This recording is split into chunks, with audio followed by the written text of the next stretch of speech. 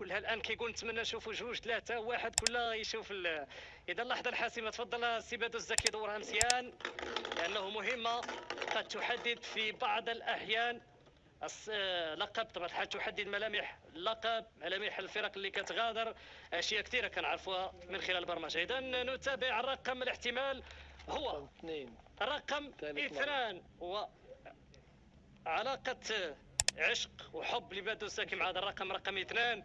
كذلك يعود ليخطف الاضواء من خلال رقم 2. شنو قصه هذا الرقم 2 السي بدر الزكي؟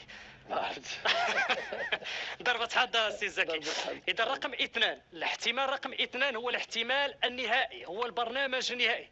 المشاهد الكريم اعود اذكر، تابعتوا 5 ديال الاحتمالات، الان تبعنا القرعه، تم اختيار رقم 2، والاحتمال رقم 2 يحمل الرقم 432. 432 هو البرنامج النهائي والكامل فيما يخص لقاءات الدوري الاحترافي بقسمها الاول والثاني.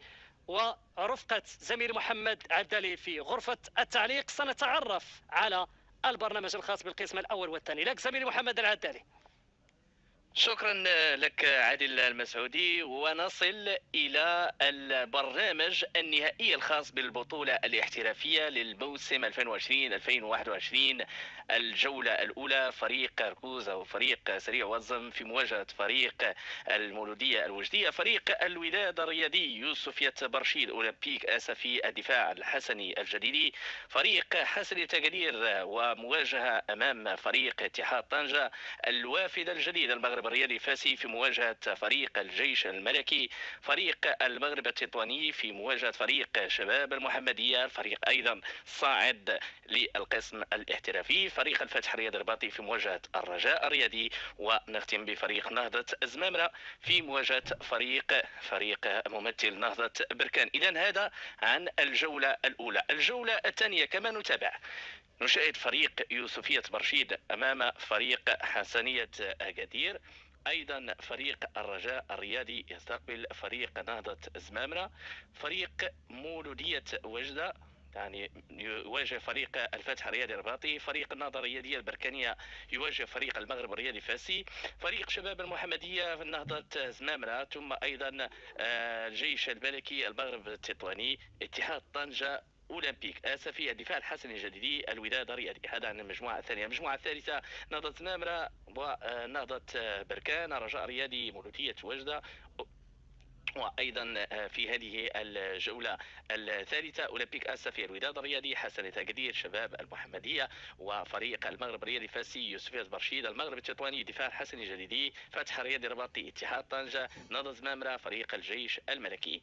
الدوره الرابعه من هذه البطوله في القسم الاحترافي، فريق يوسفية برشيد اولمبيك اسفي الوداد الرياضي حسنيه تقدير، المولوديه الوجديه فريق نهضه زمامره، فريق نهضه بركان في مواجهه فريق الرجاء الرياضي، شباب المحمديه نهضه زمامره، وايضا الجيش الملكي في مواجهه الفتح الرباطي، اتحاد طنجه، المغرب التطواني، الدفاع الحسني الجديدي، المغرب الرياضي الفاسي. الدورة الخامسة، فريق كركوز فريق سريع وزن في مواجهة فريق الجيش الملكي. لدينا أيضا رجاء رياضي شباب المحمدية، المولودية الوجدية نهضة بركان، حسنة أكادير أمام فريق أولمبيك آسفي، المغرب الفاسي الوداد الرياضي، المغرب التطواني يوسفية برشيد، الفتح الرباطي دفاع الحسن الجديدي، وأيضا من خلال نهضة زمامرة يستقبل فريق اتحاد طنجة. الجولة السادسة، يوسفية برشيد أمام فريق النهضة الرياضية بركانية، الوداد الرياضي، الفتح الرياضي الرباطي، أولمبيك آسفي، فريق المغرب الرياضي فاسي، حسن تقدير، المغرب التطواني، شباب المحمدية، المولودية الوجدية، فريق الجيش الملكي في مواجهة فريق الرجاء الرياضي واتحاد طنجة أمام فريق سريع واتزم، ثم نختم بالدفاع الحسني الجديدي أمام فريق نهضة زمامرة. الجولة السابعة، هنا فريق سريع وزم يستقبل فريق الدفاع الحسني الجديدي، الرجاء الرياضي في مواجهة فريق اتحاد طنجة، فريق المولودية الوجدية أمام فريق الجيش الملكي، نهضة بركان أمام فريق شباب المحمدية، المغرب الفاسي حسن تقدير، المغرب التطواني يواجه أولمبيك آسفي، الفتح الرباطي أمام فريق يوسفية برشيد، وأيضا فريق نهضة زمامرة يستقبل فريق الوداد الرياضي. الجولة الثامنة يوسف يتبرشيد يستقبل فريق سريع واتزم. فريق الوداد الرياضي في مواجهة فريق نهضة بركان. أولمبيك أسفي أمام الفتح الرباطي. حسنية أكادير أمام فريق سريع واتزم.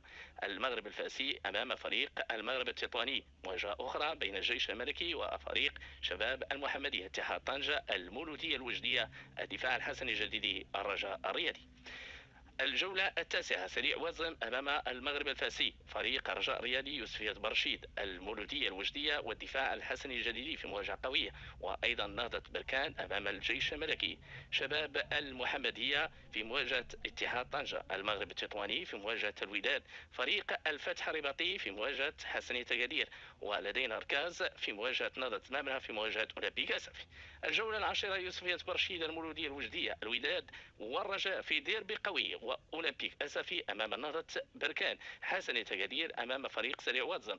المغرب الفاسي أمام الفتح الرباطي. المغرب التطواني يواجه فريق نهضة زمامرة. ثم اتحاد طنجة في مواجهة الجيش الملكي والدفاع الحسني الجديدي أمام شباب المحمدية. 10 دورات لحد الساعة. الدورة 11 فريق ركوز سريع وزن في مواجهة الوداد. فريق الجيش أو فريق رجاء رياضي. حسنية أكادير مولودية الوجدية المغرب الرياضي فاسي. نهضة بركان في مواجهة اتحاد طنجة. شباب المحمدية في مواجهة أولمبيك أسفي. الجيش الملكي دفاع الحسني الجديدي. الفتح الرباطي المغرب التطواني. ونهضة زمامرة أمام يوسفية برشيد. الجولة الثانية عشرة يوسفية برشيد الجيش الملكي. الوداد الرياضي في مواجهة فريق المولودية الوجدية. أولمبيك أسفي أمام فريق سريع وزن. فريق حسنية أكادير نهضة بركان. المغرب الفاسي في مواجهة فريق شباب المحمدية. المغرب التطواني في مواجهة الرجاء الرياضي. فريق الفتح الرياضي الرباطي في مواجهة فريق نهضة زمامرة والدفاع الحسني الجديدي أمام فريق اتحاد طنجة. الجولة الثالثة عشرة فريق سريع واتزم الفتح الرباطي. الرجاء في مواجهة أولمبيك أسفي. المولودية الوجدية أمام فريق المغرب التطواني. نهضة بركان في مواجهة فريق الدفاع الحسني الجديدي. شباب المحمدية فريق يوسفية برشيد. الجيش الملكي أمام حسنية أكادير. واتحاد طنجة أمام الوداد. فيما فريق نهضة زمامرة أمام المغرب الفاسي. الجولة ما قبل الأخيرة ذهابا فريق يوسفية برشيد أمام فريق الدفاع الحسني الجديدي. الوداد أمام فريق شباب المحمدية. أولمبيك أسفي الجيش الملكي. حسنية أكادير المولودية الوجدية. المغرب الرياضي فاسي. اتحاد طنجة المغرب التطواني. فريق سريع واتزم. فتح الرباطي في مواجهة نهضة بركان. وفريق نهضة زمامرة أمام الرجاء. نختم بالجولة الخامسة عشرة فريق سريع وزن في مواجهة فريق نهضة زمامرة. الرجاء الرياضي يلعب مواجهة حاسمة أمام فريق المغرب الفاسي. فريق المولودية الوجدية أمام فريق أولمبيك أسفي. لدينا أيضا مواجهة بين فريق نهضة رياضي بركانية والمغرب التطواني. شباب المحمدية فريق الفتح الرباطي. فريق الجيش الملكي الوداد الرياضي. اتحاد طنجة يوسفية برشيد والدفاع الحسني الجديدي حسنية أكادير. عودة إذا إلى زميلي عادل المسعودي لإتمام تفاصيل المنافسات الخاصة بهذه القرعة. إليك زميلي عادل. إذا شكرا زميل محمد عدالي هنا بغرفة التعليق. دائما في إطار مراسم هذه القرعة اتضحت الصورة بالنسبة للدوري الوطني الاحترافي